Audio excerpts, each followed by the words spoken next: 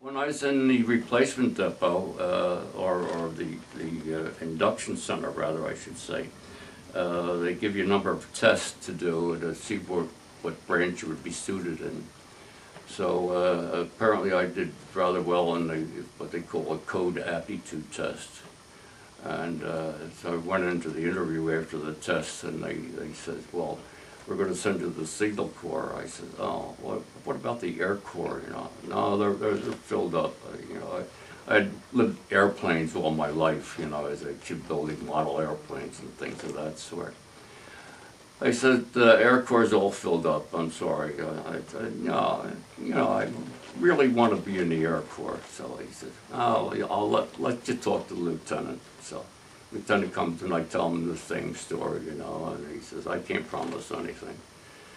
So I'm watching the assignment bulletin board day after day, and everybody that was coming, that came with me, were shipping out to different places, and my name still never appeared. Finally, it did appear, and they put me on a train, and a steam engine pulling the train, and we were traveling south. We could tell that. We didn't know where we were going. They don't tell you those things. So after a couple of days, we got down, parked in the station, and I looked out and said, the station side said Jacksonville. I said, oh, we're in Florida. So we had a way to go yet, and the last stop, we started unloading, and the guys down on the ground welcoming us had Air Corps patches on them. I said, praise the Lord, I made it. Me and my big mouth. I talked my way into it. So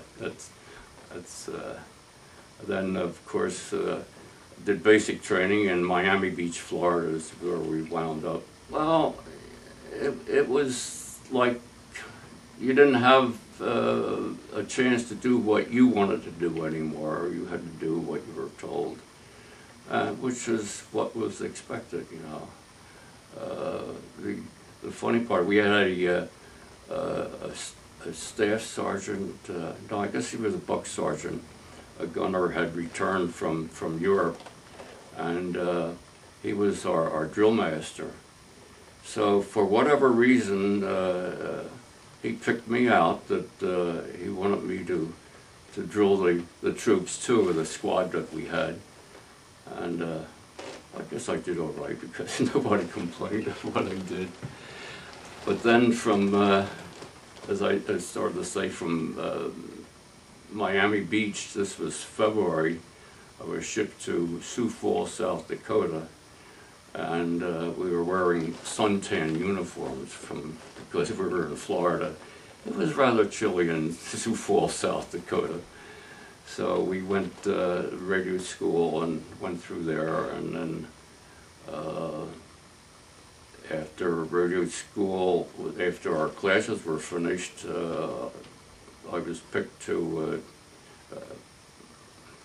be a I don't know whether you call it a guide or a monitor or whatever in a firing range. Apparently I did rather well in shooting the .45 pistol. I was made an expert score. And the fellows in the barracks couldn't figure out how I did that. I was wearing glasses, and some guys that didn't wear glasses didn't even qualify.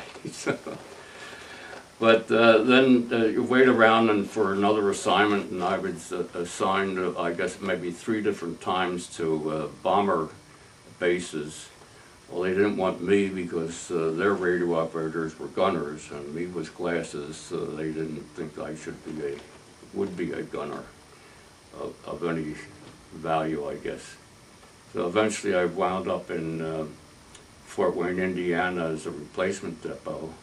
And they were just starting up the troop carrier groups at that time. And I was sent to Sedalia, Missouri. As one of 3 radio operators were sent there, so I was the first 3 to arrive with the group. So I progressed from there, and I got my first furlough when I was finally assigned to a permanent base, and was sent out a 10-day leave. And while I was on leave, I got a note that I was promoted to a sergeant at that time. So when you went to radio school, you automatically got a PFC rating. Then I got a corporal rating just joining the group, and then when I was on furlough, as I say, after a month or so, I was made sergeant and finally made staff sergeant at a later date. So, and we did a lot of training and cross-country training, I guess, navigation for the pilots and the navigators.